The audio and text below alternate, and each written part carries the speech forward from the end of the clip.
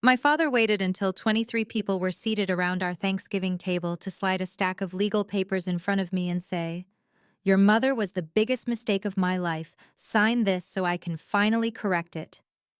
The room erupted in laughter. My stepmother nodded approvingly. No one said a word in my defense. I signed, without a single word. But here's what my father didn't know.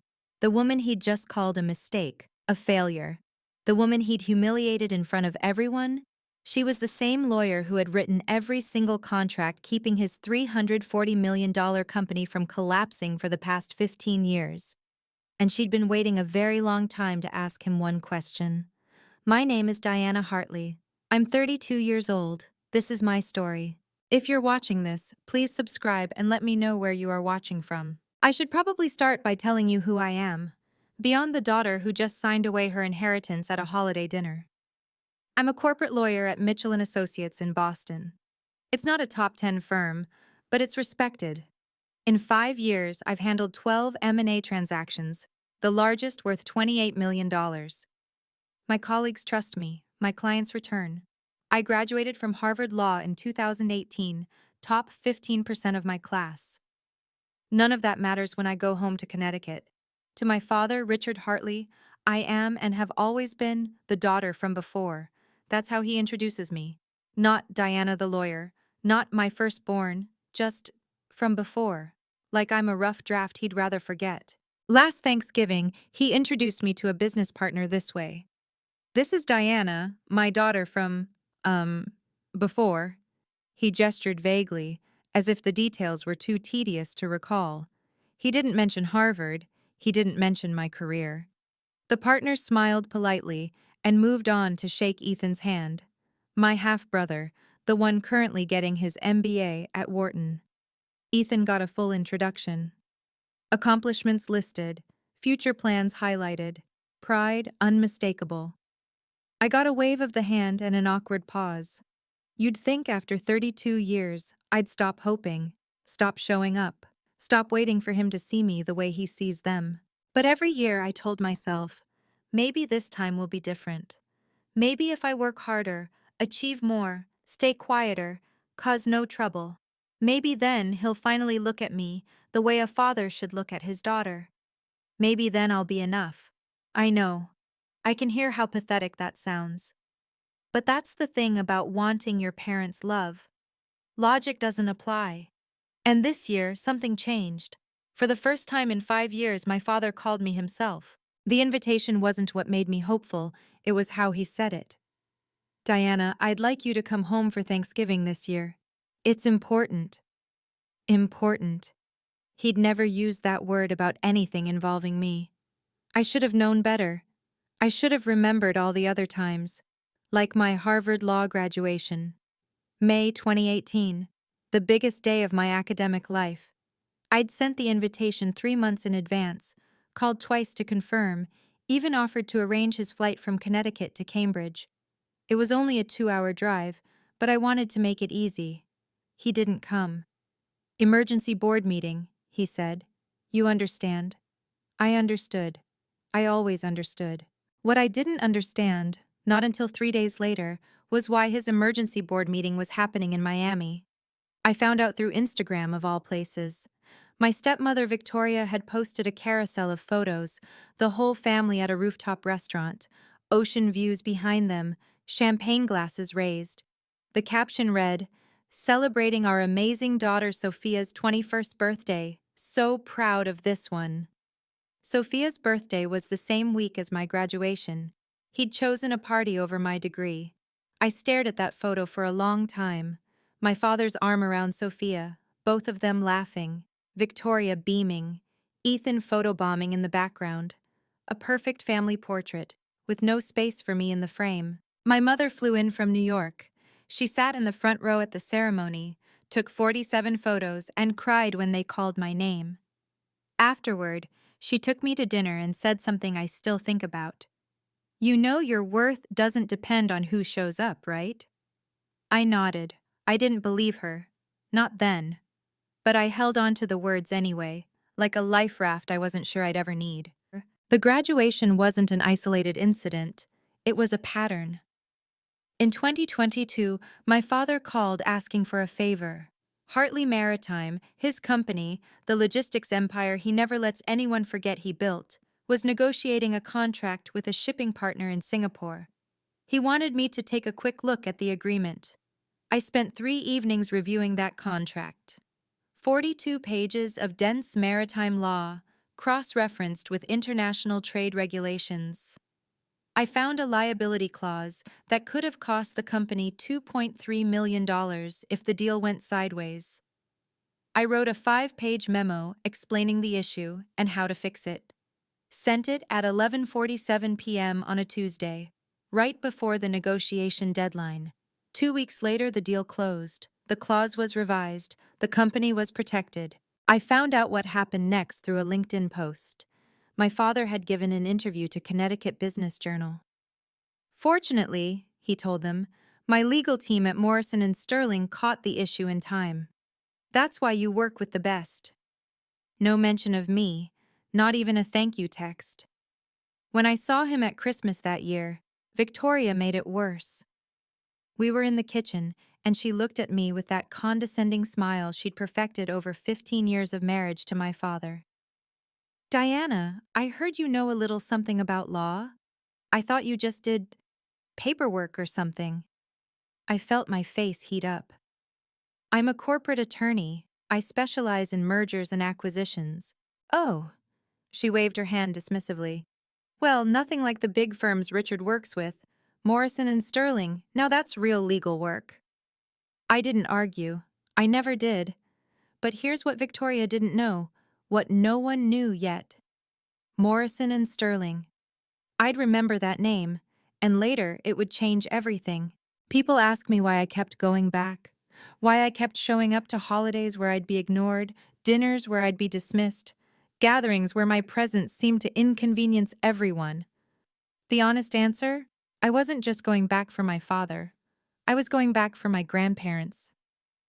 Grandpa Harold, 82 now, who always saved me a seat next to him and asked about my cases like they actually mattered. Grandma Margaret, who slipped me extra pie and whispered, "You're doing just fine, sweetheart," when no one else was listening. I was going back for Ethan and Sophia, too. They were spoiled, yes, favored, absolutely, but they were still my siblings. Half-siblings, technically, but I'd watched them grow up. I'd hoped, foolishly maybe, that one day we'd have a relationship that didn't depend on our parents. And I was going back because some small, stubborn part of me still believed my father could change. So when he called in early November and said he wanted me at Thanksgiving, I felt something I hadn't felt in years. Hope. "I'll be there," I told him. "What time should I arrive?" 6 o'clock. And Diana, he paused. "This year is going to be different." I should have asked what he meant. I should have heard the warning in his voice. Instead, I called my mother to tell her about the invitation. She listened quietly. When I finished, she said, "Go if you want to, sweetheart. But remember, don't let anyone make you forget who you are." That night, I noticed something I hadn't thought about in years. On my mother's desk, there was a stack of files with a familiar logo. Morrison and Sterling, LLP. "Mom, do you work on maritime stuff?" I asked. She smiled almost to herself.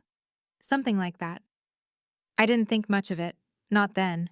The drive from Boston to Greenwich takes about 2 hours if traffic cooperates.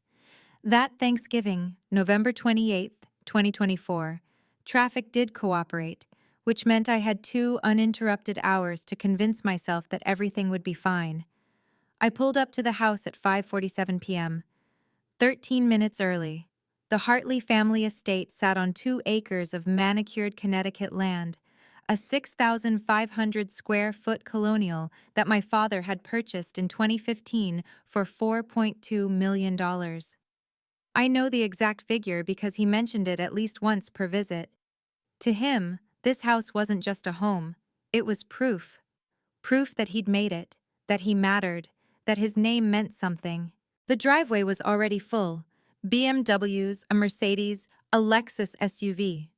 I counted at least 8 cars, which meant the guest list had expanded beyond immediate family.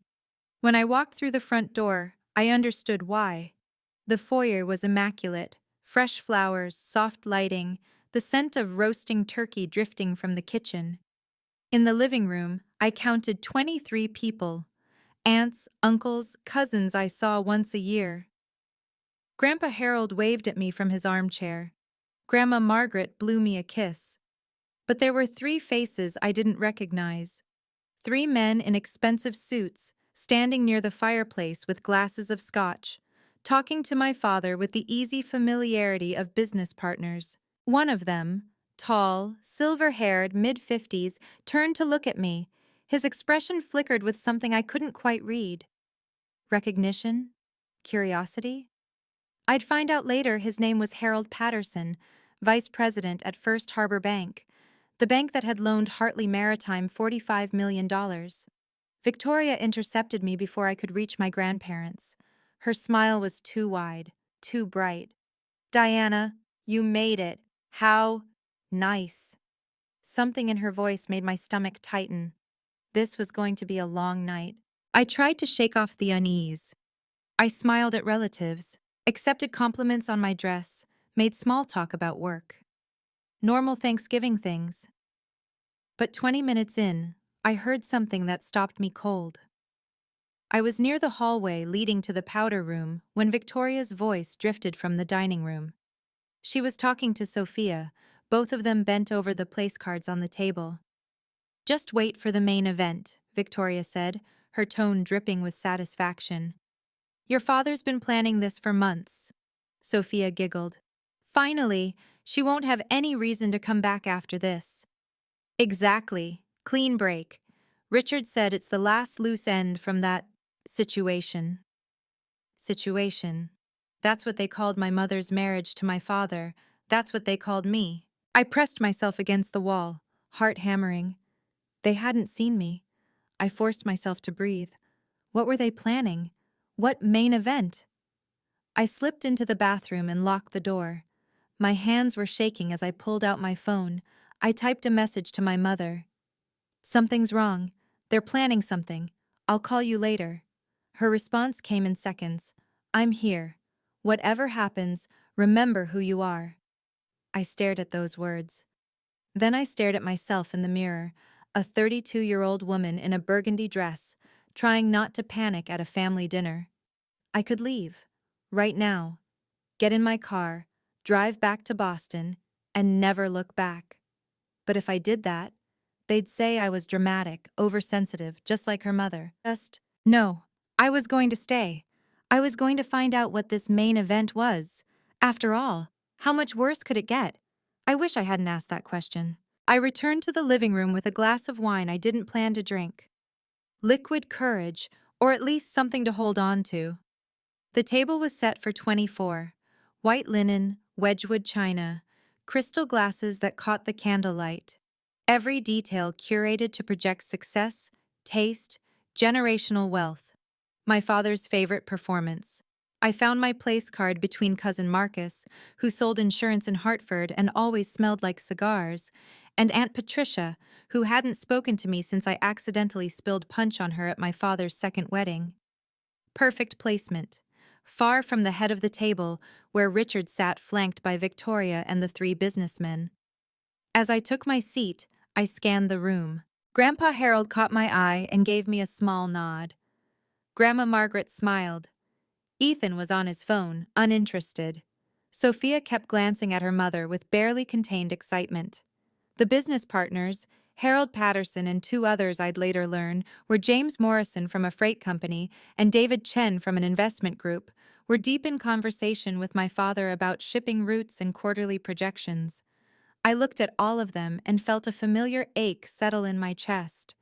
If I made a scene tonight, I would lose this. All of it. The grandparents I loved. The chance to ever know my siblings as actual people. The fantasy that maybe, someday, this family could feel like home. But if I stayed silent, if I let them do whatever they were planning and just took it, I would lose something else, something harder to name. My mother's words echoed, "Don't let anyone make you forget who you are." The problem was I wasn't sure I remembered. Then my father stood up, and the room fell silent. "Before we eat," he announced, "I have something important to address." My father had a talent for commanding a room. He'd stand just so, shoulders back, chin lifted, one hand casually holding his scotch, and somehow make everyone else feel like they were auditioning for his approval. "First," he said, gesturing expansively, "I want to thank everyone for being here. Family is everything." Victoria smiled adoringly. Sophia nodded. The business partners raised their glasses. "I'd like to introduce our distinguished guests." He turned to the three men. "Harold Patterson, Vice President at First Harbor Bank, the institution that's helped Hartley Maritime expand into new markets." Harold inclined his head. "James Morrison, whose freight operation has been an invaluable partner, and David Chen, who's exploring some exciting investment opportunities with us." Each man received a handshake, a personal anecdote, a moment in the spotlight. Then my father began introducing family. "My beautiful wife Victoria, who also serves as CFO of Hartley Maritime. She keeps me honest." Laughter. "My son Ethan, currently pursuing his MBA at Wharton. We're grooming him for great things." Ethan gave a modest wave. "And my daughter Sophia, who'll be joining the company next year in operations." He was working his way around the table. My turn was coming. When he reached me, he paused. The pause stretched a beat too long. "And this is Diana, my daughter from before." That was it. No Harvard, no law career, no accomplishments, just before. Harold Patterson looked at me with that same curious expression I'd noticed earlier. His brow furrowed slightly, like he was filing away information. "Diana," my father continued, already moving on, "is based in Boston. She does legal work." Legal work. Like I filed paperwork at a strip mall office. I kept my face neutral. 20 years of practice. But inside, something was starting to crack. Dinner proceeded in courses: butternut squash soup, Caesar salad, the turkey, golden and enormous, presiding over the table like a sacrificial offering. Victoria waited until the main course to strike. "So, Diana," she dabbed her lips with her napkin, "I hear you're still at that little firm in Boston, Mitchell and—" what was it? "Mitchell and Associates." "Right, right." She tilted her head sympathetically. "It must be hard working at a smaller practice, not quite the same resources as the big firms." I kept my voice steady. "We handle significant transactions. Last quarter, I closed a $28 million acquisition." $28 million. Victoria's eyebrows rose, but her smile didn't reach her eyes. "That's sweet. Of course, Richard works with Morrison and Sterling, top 20 in the Northeast. Now that's a real legal powerhouse." I felt my jaw tighten. "Morrison and Sterling is very well regarded. Their senior partner is incredible," Victoria continued, warming to her subject. "What's the name, Richard? The one who handles all our maritime contracts?" My father waved his hand without looking up from his plate. "Whitmore something. E. Whitmore. Never met them personally. That's what the legal department is for." Whitmore. The word hit me like ice water. E. Whitmore. My mother's name. Eleanor Whitmore. I felt the blood drain from my face. Every nerve in my body went rigid. It couldn't be. There was no way. But even as I thought it, pieces were clicking into place. The files on my mother's desk, the maritime cases she mentioned in passing, the late nights, year after year, working on shipping contracts. Victoria was still talking. "Anyway, Diana, I'm sure your little firm is fine for what you do. Not everyone can work with the best." I forced a smile. "No, not everyone can." My heart was pounding so hard I could barely hear. The meal continued. Conversations rose and fell.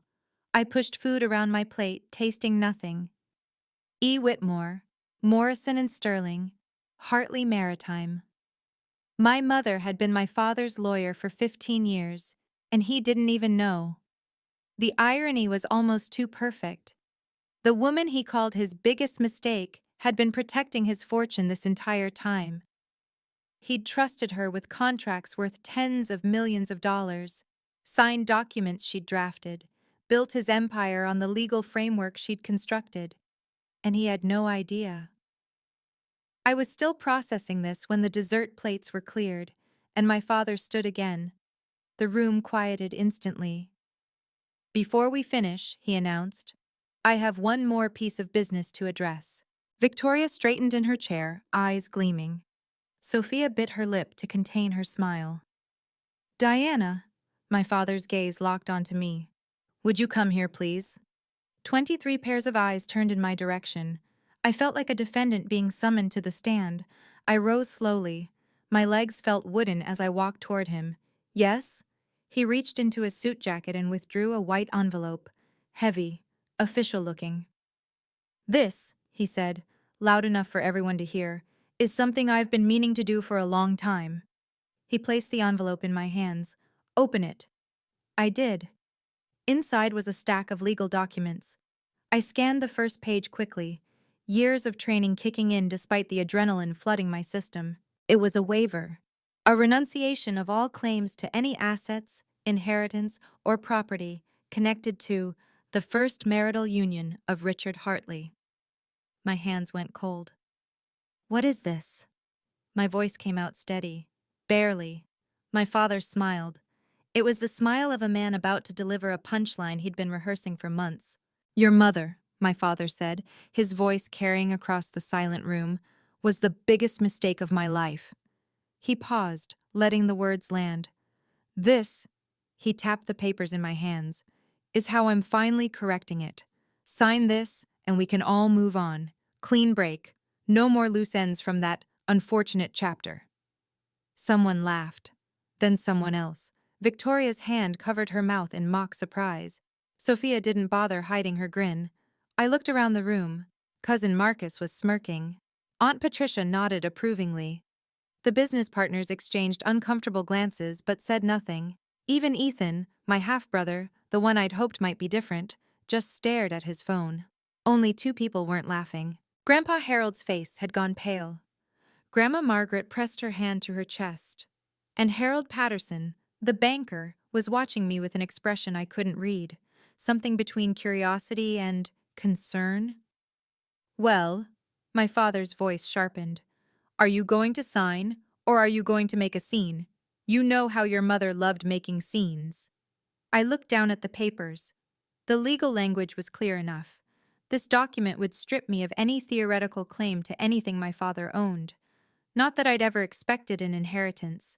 Not that I'd ever asked for one. But that wasn't the point, was it? The point was humiliation. Public. Deliberate. Designed to break me in front of everyone he wanted to impress. I reached into my pocket and pulled out a pen. My father's smile widened. He thought he'd won. "Smart girl. Just like your mother. Knows when she's beaten." I uncapped the pen. Signed my name. Slowly. Clearly. Each letter deliberate.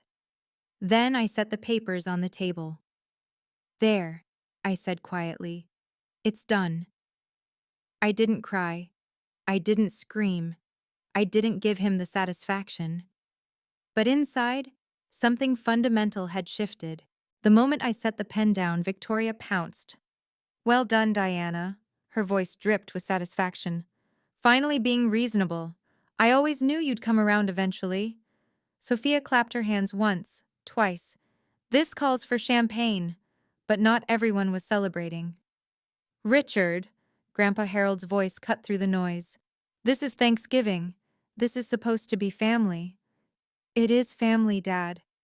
My father didn't even look at him.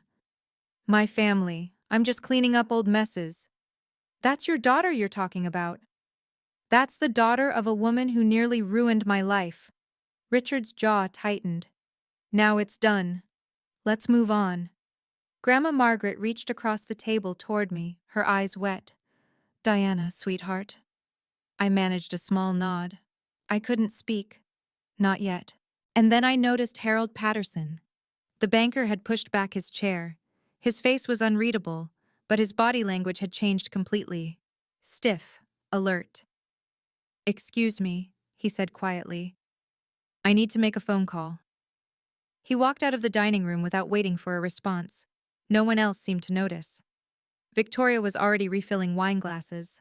Richard was accepting congratulations from David Chen. Sophia was taking a selfie. But I noticed. I didn't know who Harold Patterson was calling. I didn't know what he'd heard that made him leave so abruptly. But something in my gut told me it mattered. Ethan finally looked up from his phone. Our eyes met for a fraction of a second. He looked away first. I don't know what I expected from him. A word of support? A flicker of discomfort? Something human? I got nothing. Fine. Excuse me, I said. I need some air. I walked out of that room with my head high. I had a phone call of my own to make. The night air was cold, sharp. I welcomed it. I walked past the perfectly trimmed hedges, past the three-car garage, past the stone fountain that had cost more than my first year's salary. I stopped near the property line, where the landscape lighting didn't reach. My hands were shaking as I dialed. She answered on the first ring. Diana? Mom. My voice cracked.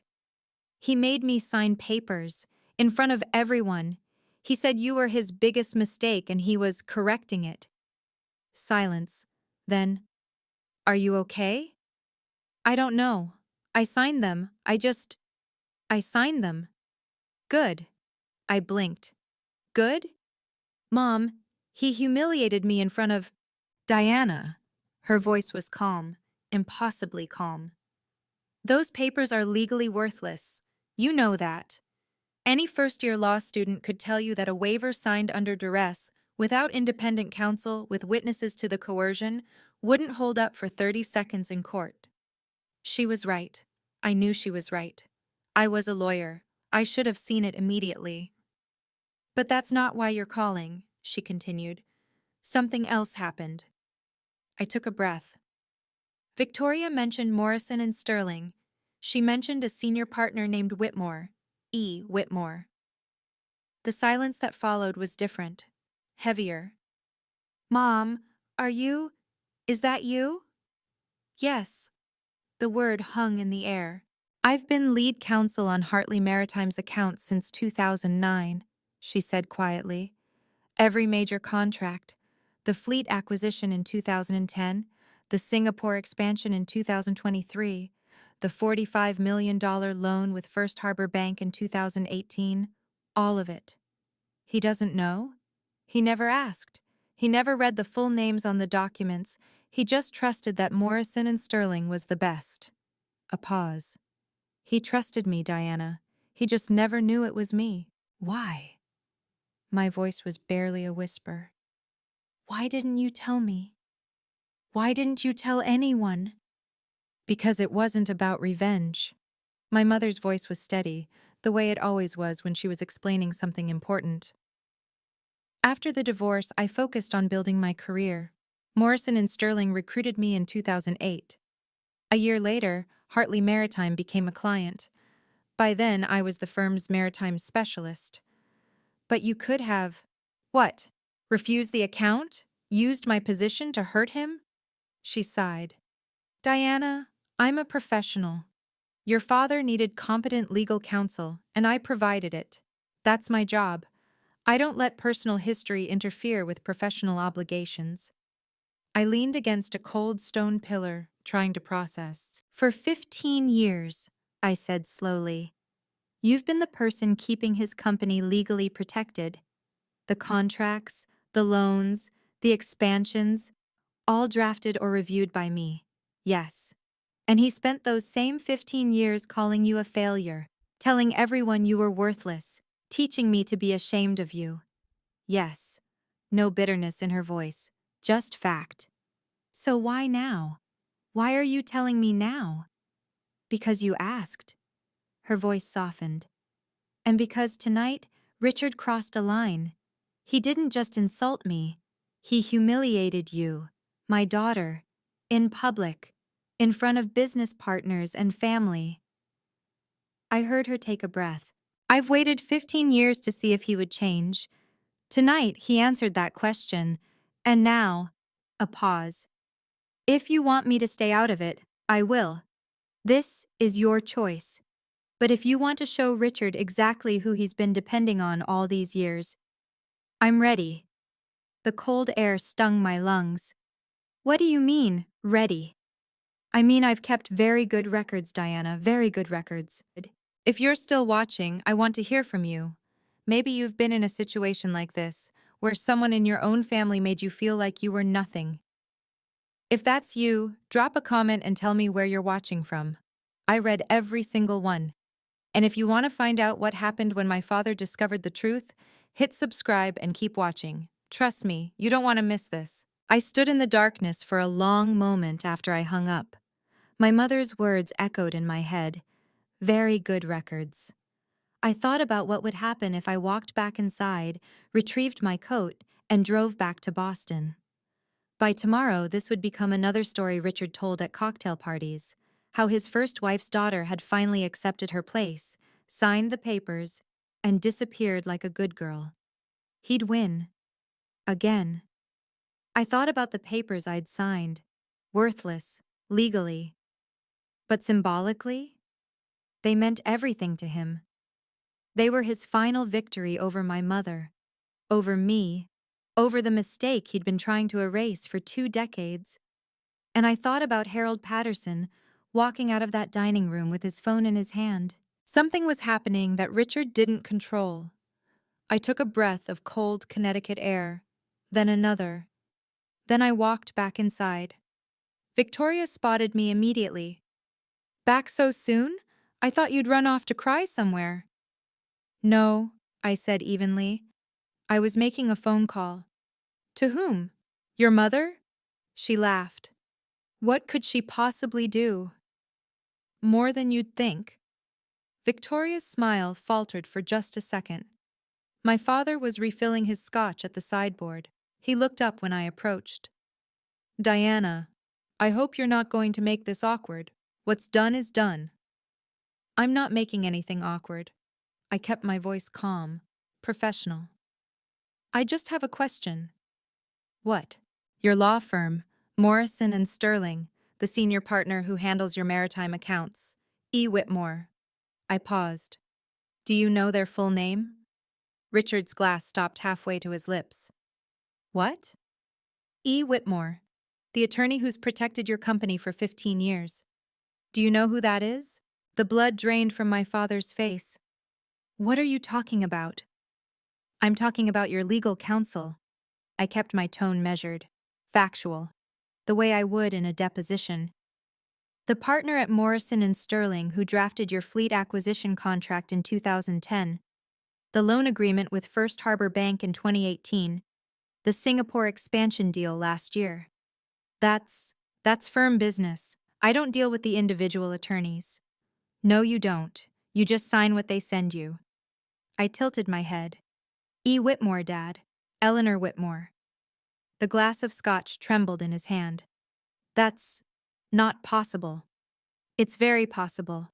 Mom has been the senior partner on your account for 15 years. She's written every major contract that's kept Hartley Maritime solvent. Victoria's voice cut in, shrill. Richard, she's lying. She's obviously lying. That woman can't be. I'm not lying. I turned to face her. You can verify it yourself. Call the firm. Ask for E. Whitmore's full credentials.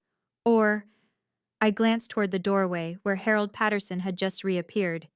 You could ask Mr. Patterson. I'm guessing he already knows. Every head in the room swiveled toward the banker. Harold Patterson stepped forward slowly. His expression was grim. Richard, we need to talk. Harold, this is a family matter. No. Patterson's voice was flat. It stopped being a family matter when you publicly defamed your company's lead counsel in front of me. He pulled out his phone, showing a text message. I just confirmed with Morrison and Sterling. Eleanor Whitmore has been your primary attorney for 15 years. She personally structured your loan with our bank. The room had gone dead silent. My father looked like a man watching his own execution. That can't, his voice cracked. She wouldn't. She did, I said. And you never even noticed. Victoria couldn't help herself. Even watching her husband's face turn gray, she couldn't resist. This is ridiculous. She stepped forward, positioning herself between Richard and me. Harold, you can't seriously believe this girl. Her mother was a nobody, a housewife Richard supported for years. She couldn't possibly be a senior partner at Morrison and Sterling. Harold Patterson's expression remained unchanged. Mrs. Hartley, Eleanor Whitmore is not a nobody. She's one of the most respected M&A attorneys in the Northeast. She has over 20 years of experience in corporate law and maritime regulations. Her firm bio lists her as the lead on over 40 major acquisitions, totaling more than $2 billion. Victoria's mouth opened, closed, opened again. But Richard told me. What Richard told you, I said quietly, was a story he wanted to believe, not the truth. Harold turned to my father. His voice was cold. Richard, do you understand what just happened here? You publicly defamed the attorney who structured your $45 million loan agreement with our bank. In front of me, in front of witnesses. Harold, I didn't know. You also pressured your own daughter, also an attorney, I've just learned, to sign legal documents under duress. Patterson shook his head. Do you remember the character clause in your loan agreement? Section 14.3? My father's face went from gray to white. The character clause states that any conduct by company leadership that materially damages the firm's reputation or legal standing triggers a covenant review. Patterson's voice was clipped. I'd say publicly calling your own legal counsel a mistake and a failure qualifies. James Morrison, the freight partner, quietly pushed back his chair. Richard, I think we need to postpone our discussion about the expansion contract. The dominoes were starting to fall, and we were just getting started. My father's composure shattered. Harold, wait! He grabbed the banker's arm. This was a family misunderstanding. It has nothing to do with the company. It has everything to do with the company. Patterson pulled his arm free. You just demonstrated, in front of 3 business partners, that you don't know who your own legal counsel is, that you make major decisions based on assumptions rather than facts, that you publicly attack the professionals who protect your interests. I can fix this. Can you? Patterson's eyebrows rose. Because from where I'm standing, you just revealed yourself as either incompetent or reckless. Neither is reassuring to someone who's extended you $45 million in credit. David Chen stepped forward. Richard, I think we should table the investment discussion until things settle. David, please. I'm sorry, Richard. Chen was already reaching for his coat. But this is a lot to process. Let's talk next quarter. James Morrison nodded. I'll have my team reach out about the expansion contract. We'll need to reassess the timeline. The 3 men were leaving, walking out of my father's showcase dinner, past his $4 million house, away from his carefully constructed image of success, and there was nothing he could do to stop them. Victoria turned on me, her face twisted with fury. This is your fault. You planned this.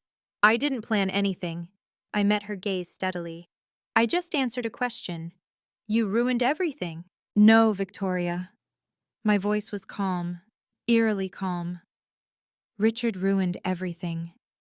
15 years ago when he decided to treat my mother like garbage. Tonight when he decided to humiliate me for sport. I didn't ruin anything. I just turned on the lights. My father's phone started buzzing. The screen lit up with the caller ID, Morrison and Sterling LLP. He stared at it like it was a live grenade. Answer it, I said. My father's hand shook as he picked up the phone. He pressed the speaker button, probably without thinking, his mind too scrambled to remember there were still a dozen people in the room. Richard Hartley speaking. Good evening, Richard. My mother's voice filled the room. Calm, measured, professional. This is Eleanor Whitmore, senior partner at Morrison and Sterling. I'm calling regarding the Hartley Maritime account. The silence that followed was absolute. Even Victoria stopped breathing. Eleanor. My father's voice cracked on her name. How? I didn't. I've been informed of an incident at your residence this evening, she continued, as if he hadn't spoken. Harold Patterson contacted our firm to report that you made several defamatory statements about your lead counsel in public, in front of witnesses. That was a mistake. I didn't know. You didn't know that your legal representation for the past 15 years was handled by your ex-wife? A pause. That's precisely the problem, Richard. You didn't know, because you never asked. You never read the engagement letters. You never attended the annual account reviews. You signed whatever was put in front of you and assumed someone else had done the work. My father sank into a chair. The hand holding his phone was trembling. What do you want? I want nothing from you. This call is to inform you that Morrison and Sterling will be conducting an internal review of our relationship with Hartley Maritime. Given tonight's events, we have concerns about continuing to represent a client whose leadership publicly disparages our partners. Victoria lunged forward. You can't do that. We'll sue. Mrs. Hartley. My mother's voice turned to ice. I am an attorney. Please don't threaten me with lawsuits. It's embarrassing for both of us. Even I had to admire that one. My father was still holding the phone when I stepped forward. I have something to say. Every face turned toward me. My grandparents, my aunt and uncle, my cousins, my half-siblings, and my father, all of them watching. Dad, I used the word deliberately. I've been silent for 15 years. I accepted being called the daughter from before. I accepted being compared to Ethan and Sophia and found lacking. I accepted being ignored at graduation, dismissed at dinners, treated like an inconvenience you couldn't quite shake. My voice was steady. The years of courtroom training, of presentations to hostile boardrooms, of holding myself together when everything wanted to fall apart, all of it was paying off now.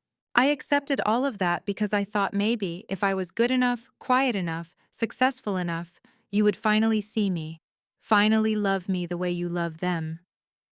I gestured toward Ethan and Sophia, who had the decency to look uncomfortable. But tonight, you showed me the truth. It was never about what I did or didn't do. It was about what I represent. A marriage you regret. A life you want to forget. A woman you couldn't control. I took a breath. So here's what happens now. That document I signed? It's legally worthless. Any judge would throw it out in 30 seconds. I signed it because I wanted to see how far you would go. My father's mouth opened. Nothing came out. You went all the way, I continued. So now I'm setting a boundary. I don't need your inheritance, I don't need your approval, and I don't need to keep showing up to be humiliated. I picked up my coat from the back of my chair. From now on, you'll have to find someone else to be your mistake. The aftermath was immediate. Grandpa Harold rose from his chair. He was 82 years old, and his knees gave him trouble, but he stood anyway. Diana. His voice was thick. I should have said something years ago. I watched how they treated you, and I stayed quiet because I didn't want to cause problems. He shook his head. That was wrong. I'm sorry. Grandma Margaret was crying. You're always welcome at our home, sweetheart. Always. This house. She looked around with something like disgust. This isn't family. This is theater. I felt my throat tighten. Thank you, Grandma. Ethan finally put down his phone. He looked at me. Really looked at me. Maybe for the first time in years. Diana, he swallowed. I didn't know it was this bad. I just thought, I don't know what I thought. I'm sorry. It wasn't much, but it was something. Sophia hadn't moved. Her face was red, her eyes fixed on the floor. No apology from her. Not yet. Maybe not ever. And Victoria was staring at Richard with an expression I'd never seen before. Not anger, not embarrassment. Something worse. Realization. You told me she was nothing, Victoria said slowly. You said she was a failure, a housewife who couldn't even keep you happy, and the whole time she was the one keeping this company alive? Victoria, I didn't know. How could you not know? Her voice rose. How could you not know who was writing your contracts for 15 years? I trusted the firm. You trusted a name without ever checking who was behind it. Victoria laughed, but there was no humor in it. God. And I thought I knew who I married. The perfect family was cracking, and I hadn't even done anything. The truth had done it all by itself. I drove back to Boston that night. I didn't sleep. By 9 o'clock the next morning, November 29th, 2024, my phone was already buzzing with news. First, a text from my mother. First Harbor Bank has initiated a covenant review. They sent formal notice to Hartley Maritime 30 minutes ago. Then a forwarded email from Marcus Webb, Mom's colleague at Morrison and Sterling. Subject line: Re. Loan Agreement, NUD FHB 2018-4523. Notice of Covenant Review. I opened it. The language was formal, bureaucratic, devastating. Dear Mr. Hartley, pursuant to Section 14.3 of the loan agreement dated March 15, 2018, First Harbor Bank hereby exercises its right to initiate a comprehensive review of all covenant provisions. This action is taken in response to circumstances that may materially affect the character and reputation clauses contained therein. You are required to submit updated financial documentation, governance records, and character references within 90 days. Failure to satisfy the bank's review requirements may result in acceleration of the loan or modification of terms.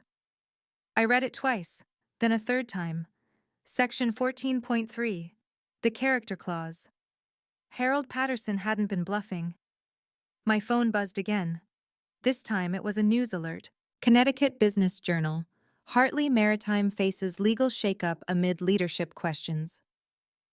The article was short, clearly rushed to publication, but the headline alone was damaging enough.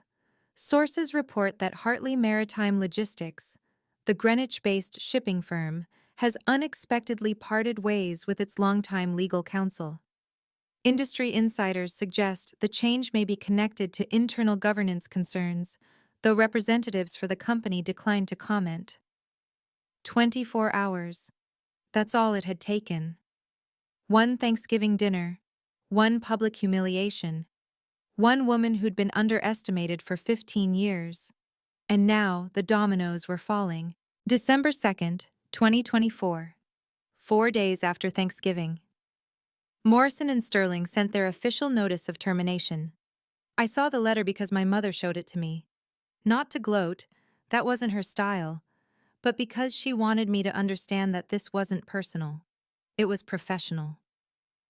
Dear Mr. Hartley, after careful consideration by our partnership committee, Morrison and Sterling LLP has determined that we must terminate our representation of Hartley Maritime Logistics, effective immediately. This decision is based on irreconcilable conflicts of interest and a fundamental breakdown in the attorney-client relationship. As you are aware, the events of November 28th have created circumstances that make continued representation untenable. We will cooperate fully with any successor counsel to ensure a smooth transition. All pending matters will be transferred in accordance with professional responsibility guidelines. We wish you well in your future endeavors. The letter was signed by the managing partner. Below his signature was another name, E. Whitmore, senior partner. I didn't ask them to fire him, my mother said when we talked that afternoon. I reported what happened to the ethics committee because I was required to. The partnership voted unanimously to terminate. Because of what he said about you?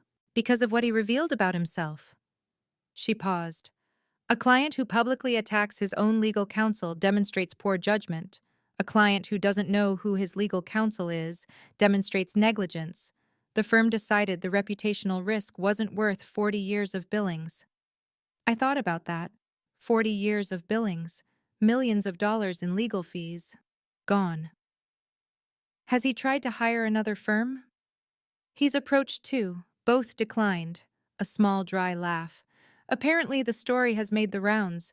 No one wants to be Richard Hartley's next lawyer. Justice, it turned out, had a way of finding its own level. The business fallout continued through December. James Morrison's freight company sent a formal letter on December 5th. The $12 million expansion contract that had been nearly finalized was now postponed indefinitely, pending review of partnership alignment.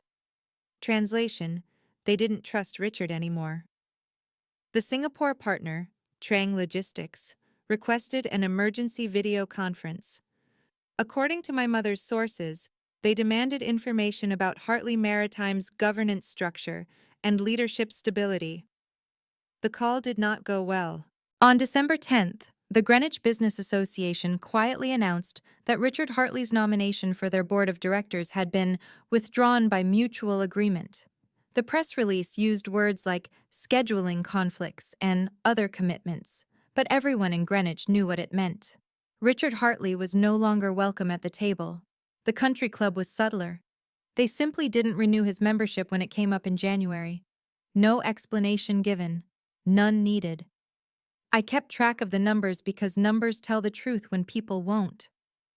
$3.2 million.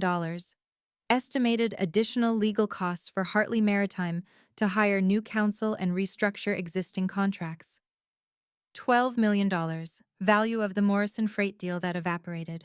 1.5%. Increase in interest rate when First Harbor Bank concluded their review and adjusted terms on the loan. 0. The number of times Richard Hartley called me to apologize. But he did call, 7 times in the first 2 weeks. I didn't answer. He texted once. We need to talk. About the company, I need your help. I responded, you don't need me, you need a good lawyer. I'm sure Morrison and Sterling can recommend someone. Then I blocked his number. It wasn't revenge, it was boundary. There's a difference. Okay, quick check-in. If you've made it this far and you're not subscribed yet, what are you waiting for? Hit that button. And tell me in the comments, do you think Richard deserved what happened, or was it too harsh? I really want to know what you think. Also, stay tuned because what happened to Victoria might be the most satisfying part of this whole story. Victoria's downfall was almost poetic. When First Harbor Bank initiated their covenant review, they requested comprehensive financial documentation. Every quarterly report, every projection, every internal memo had to be examined. That's when the problems emerged. Victoria had been CFO in title for 8 years. In practice, she'd been a figurehead. The actual financial work was done by a team of accountants and analysts who reported to her but rarely involved her in decision-making. She signed what they prepared. She presented what they wrote. She took credit for results she didn't understand. It wasn't fraud, nothing criminal, nothing actionable. Just incompetence dressed up in designer suits and confident smiles. The bank's auditors found inconsistencies in 3 years of quarterly reports. Minor errors mostly, decimal points in wrong places, projections that didn't match underlying data. Nothing that would sink a company, but enough to raise questions. Their recommendation was clear. Hartley Maritime needed a CFO with verifiable financial credentials and demonstrated competency. Victoria had a bachelor's degree in art history from a small college in Connecticut. Her only financial qualification was being married to the CEO. The board, what was left of it after the Thanksgiving disaster, gave Richard an ultimatum. Replace Victoria as CFO or face a vote of no confidence. On January 15, 2025, Victoria Hartley was transitioned to a strategic advisory role. The announcement was carefully worded, full of praise for her years of service and invaluable contributions. Everyone knew what it meant. The woman who'd spent 15 years telling me my mother was worthless had just been exposed as exactly what she'd accused my mother of being: unqualified, incompetent, and holding a position she hadn't earned. The irony was not lost on me. I didn't celebrate, but I didn't cry for her either. Richard tried everything. After I blocked his number, he started calling my office. My assistant, Sarah, handled it beautifully. I'm sorry, Mr. Hartley. Diana is in a meeting. I'm sorry, Mr. Hartley. Diana is with a client. I'm sorry, Mr. Hartley. Diana has asked me to direct all family inquiries to her personal email. He never emailed. That would have created a written record, and even Richard wasn't that foolish. He sent Ethan as an intermediary. My half-brother showed up at my apartment building one evening in late December looking uncomfortable. Dad asked me to talk to you. What does he want? He says he needs to speak with you. About the company. About everything. I leaned against my doorframe. Does he want to apologize? Ethan hesitated. He said he wants to clear the air. That's not an apology. I know. Ethan looked at his shoes. Diana, I'm not here as his messenger. I mean, I am, but… He stopped, started again. I wanted to apologize. For myself. For all the times I didn't notice what was happening, or noticed and didn't say anything. I studied my half-brother. 28 years old. Privileged his entire life. Never had to fight for anything.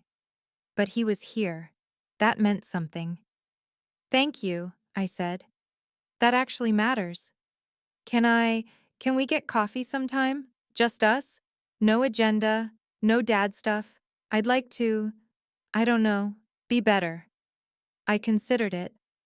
Text me. We'll figure something out. He nodded, looking relieved. But Ethan, tell Dad this. I'm not interested in clearing the air. When he's ready to apologize, for what he did, not for the consequences, he can write me a letter. A real one. Until then, my door is closed. It stayed closed. By February 2025, the full accounting was clear. Hartley Maritime still existed. I wasn't trying to destroy my father's company, but it had been fundamentally diminished. The $45 million loan was restructured with a 1.5% interest increase and additional oversight requirements. Over the remaining 7 years of the loan, that translated to approximately $2.3 million in additional interest payments. Legal costs for transitioning to new counsel and restructuring existing contracts totaled $3.2 million. The Morrison Freight Partnership, $12 million in projected revenue, was gone. 3 other smaller partnerships had paused their expansions with Hartley Maritime, waiting to see how things stabilized. But the personal losses mattered more. Richard was forced to step down as CEO in late January. The board, rattled by the bank's scrutiny and the exodus of partners, demanded fresh leadership. He retained the title of chairman, which meant he still had a seat at the table, but the day-to-day control he'd wielded for 25 years was gone. Ethan was promoted to COO as part of succession planning. My half-brother was suddenly learning what it meant to actually run a company, not just talk about it at Wharton. And my grandparents, the only part of that family I truly cared about, made their position clear. Grandpa Harold called me 2 weeks after Thanksgiving. I talked to my attorney, he said. I'm revising my will. Your father's portion is being converted into an educational trust for you, Ethan, and Sophia. He'll have no control over how it's distributed. Grandpa, you don't have to… I want to, he interrupted. I should have stood up for you years ago. This is the least I can do. $1.8 million. Not for me specifically, split 3 ways among us grandchildren. But the message was unmistakable. Actions have consequences, even for family. Ethan and I had coffee in early March. He picked a small cafe in Cambridge, away from anyone who might recognize him. Smart choice. I've been thinking a lot since Thanksgiving, he said, both hands wrapped around his cup like he needed something to hold on to. About you. About Mom. About Eleanor. About how things were. And? And I was an asshole. He said it flatly, like he'd practiced. Not actively, maybe, but I never questioned anything. Dad said your mom was a failure, so I believed him. Dad treated you like an afterthought, so I treated you like one too. I never once asked myself if any of it was true. I let him sit with that for a moment. What changed? Finding out that everything I believed was wrong. He laughed, but there was no humor in it. The woman Dad called worthless built his company. The daughter he dismissed as unimportant saw through his bullshit when no one else did. It made me realize I don't actually know anything. I just accepted whatever version of reality was most comfortable. I sipped my coffee, let the silence stretch. So what now? Now I'm trying to do better. He met my eyes. I'm not asking you to forgive Dad. I'm not asking you to come back to family dinners. I just, I'd like to have a sister. A real relationship, not the fake one we've been pretending to have for 30 years. That's going to take time. I know. And I'm not going to pretend the past didn't happen. I'm not asking you to. He paused. I'm just asking for a chance. To earn something real. I thought about it. About what forgiveness meant. About what it didn't. Okay, I said finally. Let's see where it goes. It was a start. I visited my mother in New York at the end of March. Her apartment was exactly how I remembered it, warm, lived in, filled with books and soft lighting. The opposite of my father's Greenwich showcase. We sat in her living room with cups of tea, watching the city lights through her window. Can I ask you something? Always. Why did you wait so long? You could have exposed him years ago. You had everything you needed. My mother was quiet for a moment, turning her cup in her hands.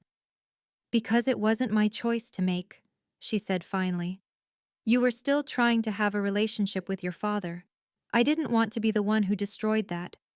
If there was ever going to be a reckoning, it needed to come from you, when you were ready, on your terms. But you kept working for him the whole time. I kept doing my job, she smiled slightly. That's different. Richard needed legal protection. I provided it. My personal feelings didn't change my professional obligations. Weren't you angry? For a long time, yes. She set down her cup. I spent years being angry. Then I realized anger is just handing someone else control of your life, so I stopped.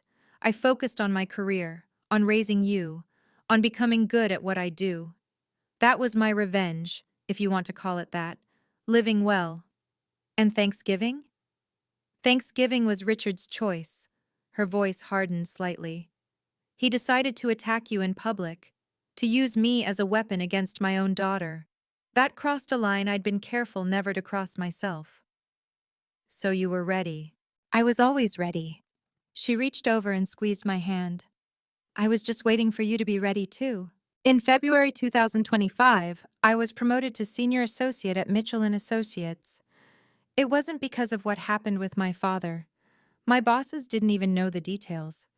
It was because I'd earned it. 5 years of solid work, 12 successful transactions, clients who returned and referred others. My first major case in the new role was a $28 million acquisition for a biotech firm. Months of due diligence, negotiation, drafting, the kind of complex, high-stakes work I'd been training for my entire career. We closed the deal on April 15th.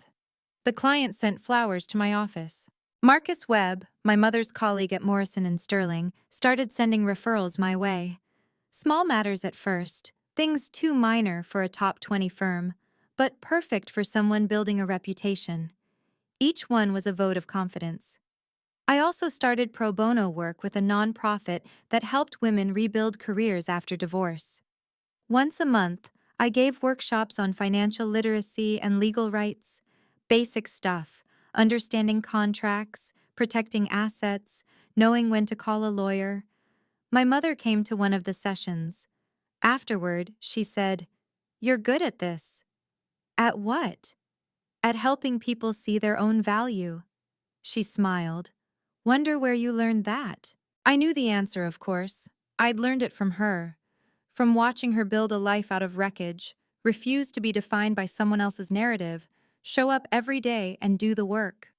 I'd also learned it from myself, from 15 years of being told I wasn't enough and finally deciding to stop believing it. My father taught me what not to be. My mother taught me what was possible. The rest, the hardest part, I had to figure out on my own. But I had. Finally, I had. As of this recording, my father is still alive, still wealthy, relatively speaking, still living in the Greenwich house with Victoria. But he's not the same man he was a year ago. Hartley Maritime continues to operate, though it's no longer considered a leader in the regional logistics market. The new CEO, an outsider hired by the board, has stabilized things, but growth has stalled. Industry publications describe the company as in transition. Richard attends board meetings as chairman, but those who've seen him say he's diminished, quieter, less certain. The confidence that once filled every room he entered has faded into something more cautious. Victoria stayed with him. I don't know if that's loyalty, convenience, or the simple calculation that divorce would be more expensive than endurance.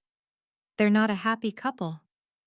According to Ethan, they barely speak. He never sent me that letter. The apology I asked for, not for consequences but for actions, never came. Maybe he doesn't believe he did anything wrong. Maybe he can't admit it, even to himself. I've made peace with that. I used to think I needed his acknowledgement to move forward, that some part of me would always be frozen in that moment at Thanksgiving, waiting for the validation he'd never give. But I was wrong. Validation doesn't come from people who can't see you. It comes from yourself, from knowing what you're worth even when others don't, from building a life that reflects your values, not their limitations. My father is a cautionary tale now, a man who had everything and burned it down because he couldn't control his contempt. I'm not his story. I never was. I'm my own. And that's enough. That's always been enough. I just had to learn to believe it. If you've stayed with me this far, I want to tell you something. Not as a lawyer, not as someone who got a dramatic Thanksgiving victory. Just as a person who spent 30 years trying to earn love from someone who wasn't capable of giving it. If you're in a family where you're constantly overlooked, dismissed, or made to feel like a burden, that's not your fault. It was never your fault. Some people can't love the way they should, and their failure doesn't reflect your worth. You don't have to prove yourself to people who've already decided you're not enough. That's not a battle you can win, because they're not judging you on reality. They're projecting their own limitations. Setting boundaries isn't betrayal. It's self-preservation. It's saying, I deserve better than this, and I'm no longer willing to accept less. That's not cruelty. That's respect. For yourself.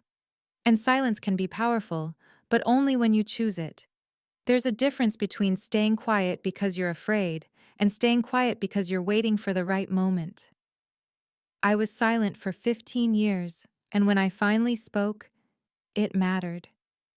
But if I'd stayed silent forever, that would have been surrender. My mother taught me that living well is the best response to people who want you to fail.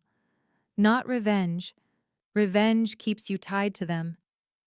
But success, peace, a life built on your own terms, that's freedom. I don't hate my father. I don't wish him harm. I just don't need him anymore.